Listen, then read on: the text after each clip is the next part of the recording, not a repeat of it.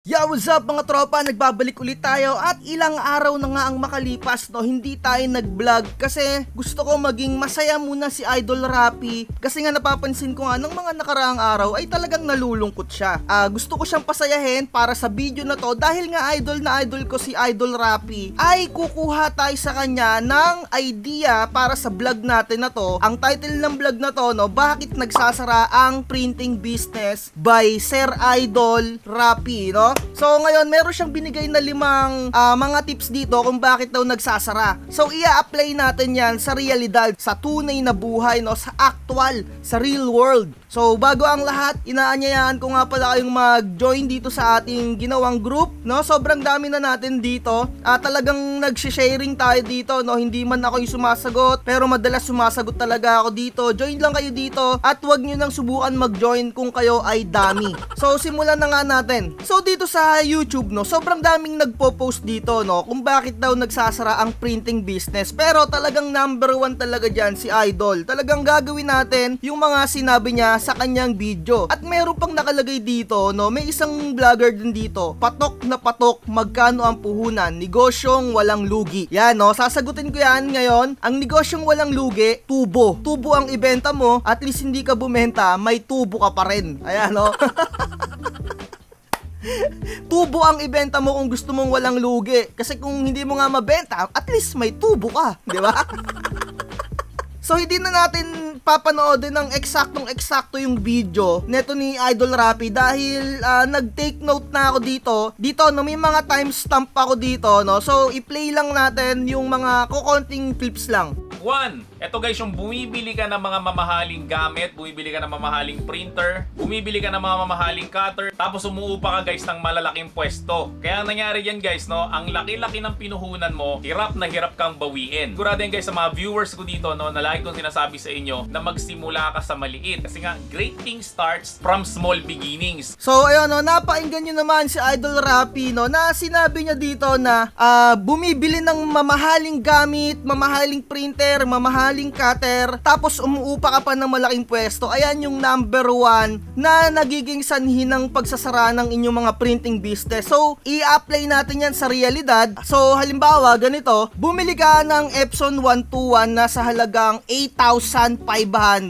no, 8,500. Pasok, bumili ka ng mahal na printer. So bakit ko nasabi na mahal na printer? Tignan mo tong original price ng Epson 121, 5,400. So, pasok yung sinasabi niya na bumibili ka ng mamahalin na printer. Diba, no? So, bukod dyan, kung talagang bibili ka ng mga mamahalin na printer, talagang mahirapan kang mabawi agad yung iyong investment. At ang higit pa dyan, bumibili ka ng mga materials na sobrang mahal na hindi suggested retail price, no? So, halimbawa, yung Kuyi Pigment Ink, ang original price lang yan ay almost 400. So, kung bibili ka ng Kuyi Pigment Ink sa halaga na 600, syempre, nalugi ka na naman ng 200. So, ibig kong sabihin, kapag bumibili ka ng materials na mahal, bumibili ka ng printer na mahal, syempre kailangan yung output mo, mahal mo rin siya ibebenta. So, paano mo maibebenta ng mahal kung yung mga kalaban mo sa harapan mo, quality din yung kanilang item, yung kanilang mga output, tapos yung kanilang payment or yung kanilang presyo ay sakto lang. So, di ba, paano mo bebentahan na established na yung kanilang business na tama lang yung presyuhan nila, tapos ikaw, hindi ka pwedeng magbaba ng presyo dahil nga sobrang mahal ng binili mong printer at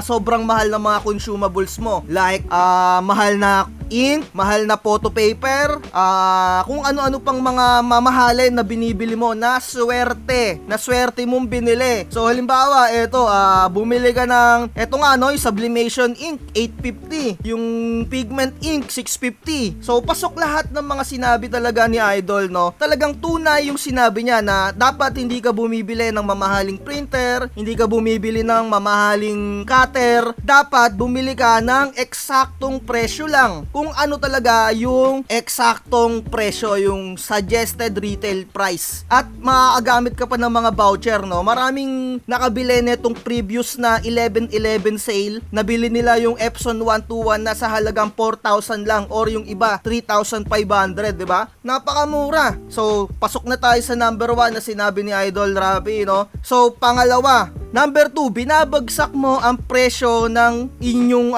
printing services, no? Nag-underpricing ka. So, totoo yan. So, dito sa number 2, kasi nga bumili ka ng mamahalin na ink, mamahalin na photo paper, pero yung binili mong mga mamahalin na yon ay talagang overpriced plus. So, sa sampulan ko kayo, no? Dito may binibenta na 5 packs ng RC Satin photo paper sa halagang 800. Pero ang tunay lang talaga niyang presyo ay 100 lang ang isang pack. So, paano mo ibebenta yung output na mura kung mahal yung mga nabili mo na materyales, di ba? So, si Idol Rapi na mismo nagsabi na dapat hindi mo ibababa yung presyo mo. Paano ka nga magtataas ng presyo? Yung katabi mong kalaban mo, tama lang yung kanyang binibenta, di ba? Kung mag-underprice ka, kung sasabayan mo yung presyo nung kalaban mo, lugi ka na. Bakit? Kasi nga, mahal yung nabili mo na photo paper. Kasi nga, 100 lang ang isa, tapos ang nabili mo, 805. Nagagets mo, no? Kaya dapat talagang hindi ka nag-underpricing, pero ang pinaka-point ko, bumili ka lang ng suggested retail price para makasabay ka ng presyuhan sa katapat mong printer shop. So ito pa, i-play pa natin itong timestamp ko na around 4:16. Isang A4. So lugi ka pa. Guys, yung mga customer kasi na ganon, sinasaywar ka lang. Sinasabi nila na ganito lang yung presyo nila kahit hindi naman totoo. Syempre nga naman, malay mo nga naman na makalusot sila, ibibigay mo rin guys ng ganun yung presyo na yun, Tapos ang mangyari dyan guys, tuwang-tuwa sila kasi nga nautukan nila. Guys,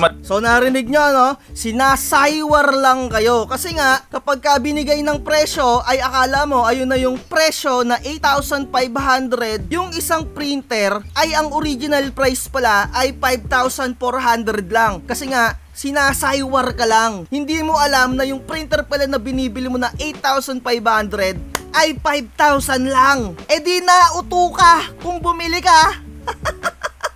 Tama tayo, mali, di ba? Nauto ka. So eto pa, ang pangatlo, ayaw mong mag-aral. Sinabi ni Idol yan. Kasi nga, napanood mo yung 1,000,000 subscriber, napanood mo na napakagaling mang sales talk na kapag ka nakabentaan ng ganito, halimbawa ang presyo na sinasabi, 50 pesos mo ibebenta yung isang product, pero sa totoong buhay, 10 piso lang pala talaga yung bentahan nun. So halimbawa, na-hype ka, hindi ka nga nag-aaral, nanonood ka lang. So yung itinuturo nung nagtuturo sa'yo, sinesales to ka lang din, na akala mo ganun na yung presyo talaga nung kapag binenta mo yung isang produkto. Yun pala, sobrang mura lang. Kaya nung ikaw na nagbenta na sinabi na 50 pesos mo pwedeng maibenta, nakita mo sa katapat mo 20 pesos or 10 piso lang. Lugi ka na naman kasi nga dapat aaralin mo muna yung isang negosyo bago mo pasukin. Alamin mo yung tunay na presyo ng mga materyales, ng mga consumables, photo paper, bond paper, ink, lahat alamin mo. Tapos aralin mo rin kung paano mo i-maintenance yung printer mo. Magtanggal ng shark teeth, magdagdag ng ink, mag-refill ng ink, maglinis ng printer head, magpalit ng printer head kahit papano. Dahil kung hindi ka nag-aaral sa inyong printing business, kung papasukin mo lang yan dahil na-hype ka lang ng networking strategy marketing, talagang maha-hype ka lang talaga. Halimbawa, nasira yung printer mo, kumita ka ng 500, nagbara yung printer mo, hindi mo alam gamitin kasi nga hindi ka nag-aaral, na-hype ka lang sa napanood mong networking strategy marketing. Talagang tipong na-hype ka. Yung kinita mo na 500, ipinang-ayos mo lang dun sa technician, binayad mo lang dun sa technician, di ba? Kung hindi ka naniniwala dahil nga naninira lang daw tayo, Ako, ina-apply ko yung tinuturo sa atin, Yung mga tinuturo. So, dapat aralin nyo, ulitin ko, alamin nyo yung tunay na presyo ng printer, ng mga consumables, photo paper, bond paper, ink, glue, kung ano pa man yung mga gagamitin mo. Matuto ka mag-maintenance, magpalit ng ink, di ba? Lahat-lahat aralin mo. So, number 4, ayaw mag-innovate, Kung sticker printing ka lang talaga, Dapat, yun nga, siguro alam nyo naman yon, yung magdagdag kayo ng magdagdag ng inyong mga services dapat. So, sa point na yun, wala na akong masyadong ma-share doon tungkol doon, Diba? So, siguro etong number 5 naman na to, alam nyo naman na to, tungkol nga doon sa taong nakapaligid sa inyo, doon lang daw kayo magmamarket, Dapat online, lahat sakupin nyo. Paano ka nga magsasakop? nahihirapan ka nga, hindi mo inaral, 'di ba? So lahat-lahat 'yan talagang tunay yung mga sinasabi dito ni Idol talaga. Lahat talaga to legit talaga, na eto talaga yung mga nangyayari kung bakit nagsasara ang mga printing shop, no? So eto pa. So magbigay muna tayo ng siguro mga 4 seconds na katahimikan dito sa nag-post na to. 4 seconds lang. So eto na nga, no. So sana kung sino ka man etong nag-post na to, sobrang daming nag-send sa akin na etong screenshot na to, no. Dito sa The Printing Hub na page or na group, eto yung dating Pops group kung tawagin, no. Shoutout na lang dito kung sino naman tong nag-post na to, no. Tatakpan na lang natin yung pangalan niya. Kasi nga, no, sabi niya dito, baka daw may gustong umampon nung kanyang business. Dahil nga siguro hindi niya masyado na-cater, siguro na-hype din to, isa din to sa mga na-hype ng mga networking marketing strategy. Sabi niya dito, no, Epson 121 Shark Teeth Remove, purchase from Idol Rappi May 29. So ilang buwan lang, no, May, June, July, August, September, October, November, halos 6 months pa lang. 6 months pa lang sa kanya yung printer na Epson 121, never been used, pero wala nang box, tinapon na daw niya. Dinisplay na lang daw niya kasi sara, complete accessories for sublimation nga daw niya gagamitin, no? So, original price daw niya na nabili, 8,000. So, binibenta niya ng 5,000. Fixed price na daw, no? Eto ang sinasabi ko sa inyo kasi nga, hindi kayo nag-research, hindi kayo nag-aral bago nyo simulan yung inyong pinasok na business, no? So, bumili ka ng sobrang mahal na printer, nalugi ka na, nalugi ka pa, double kill. Swerte mo kung mabibenta pa yan dahil ang original price lang ng isang printer na ganyan ay 5,400 lang at makakabili ka pa ng almost 4,000 kapag may mga vouchers, no? So, kung ako, may utak ako, bakit ko bibilihin yung second hand, diba? Bibili na lang ako ng brand new dahil yung presyo mo ay konti na lang, brand new na lang, parang ilang kembot na lang, brand new na rin yan, no? Kasi nga, hindi ka bumili ng original price, no? So, sana dito kung sino man yung nag-post nito, ay sana na-ibenta mo kasi nakakaawa, masyado ang na-double kill, no? Na lugi ka na, nalugi ka pa. Double kill talaga. Ganyan kasi yung mga tipong may mga pera talaga, hindi na nagre-research, nakakaawa. Diyan ako naawa talaga. So, mag-move tayo sa isa pa. Eto din, no? Meron pang isang nag-post, no?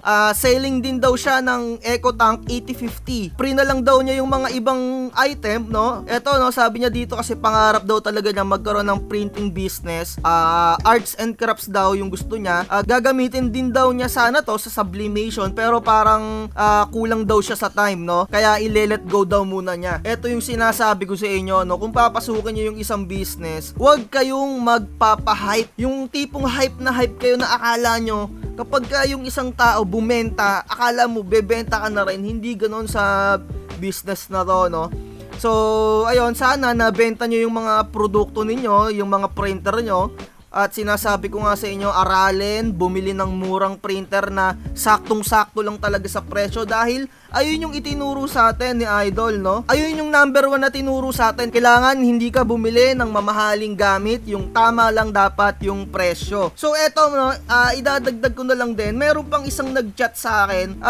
Nagtatanong siya sa akin, no? Sabi niya kasi nahihirapan daw siya sa pag-cut daw dun sa Cameo 4. Tapos tinanong ko sa kanya kung gaano nakatagal sa kanya yung Cameo. Tapos yun pala, yung binili niyang item ay binili rin nung kapatid daw niya kay Idol Rappi, no? Sabi ko naman dito, sa una lang mahirap, 2 weeks or a month, master mo na yan, no? So dito, tinanong ko din kung bakit bakit hindi nagamit, no? Medyo busy daw yung kanyang utol. Pero ang malupit doon, no, binili na lang daw niya sa utol niya yung Cameo 4, 'di ba? Binili niya, at least na bili niya sa utol niya at hulugan pa daw niya binabayaran. So naaawa ako dito dahil hindi din niya nagamit yung binili niyang package na which is 18,500 niya nabili yung Epson 5290. Kung titignan mo, no, magkano lang ang Epson 5290 original price? 13,500 lang, 'di ba? Nakakaawa. Kung eto pansin ko yung nag-chat sa akin na to, medyo may kaya to, medyo may pera, kaya medyo wala akong masyadong pakialam dito. Naaawa lang ako sa mga bumibili ng yung tipong nag-ipon talaga ng pera para makapagnegosyo dahil idol nila yung isang tao, talagang dun sila bibili, no? So eto, tatandaan nyo, ang Epson 3210 ay 8,700 lang. So parang hindi ako nagkakamali, kay Idol Rappi nasa 13,000 niya binebenta. Dito naman sa Epson 5290, ayun nga, no, 18,000 niya binebenta, no? Grabe, no? Tignan nyo yung difference, no? 5,000. Diba? Nakakaawa talaga. So, yun nga, sabi dito, no, binili daw niya doon sa utol niya yung Cameo 4. Eto, nakikita nyo naman, 15K daw niya binili, hulugan pa. Pero goods na rin yun, at least kahit papano, no. Kasi hindi naman daw talaga nagamit. Yan nga, sabi ko sa kanya, na-hype lang, baka na-hype lang yung utol niya. So, sabi niya dito, no, sabi ko, nakakaawa. Sabi niya, kaya nga boss, sinend ko yung video mo sa utol ko. Sabi niya, no, sinend daw yung video ko sa kapatid niya. Tapos tinanong ko kung anong sinabi. Sabi nung kapatid niya, wala daw. Sabi nung nagchat pala sa akin, speechless.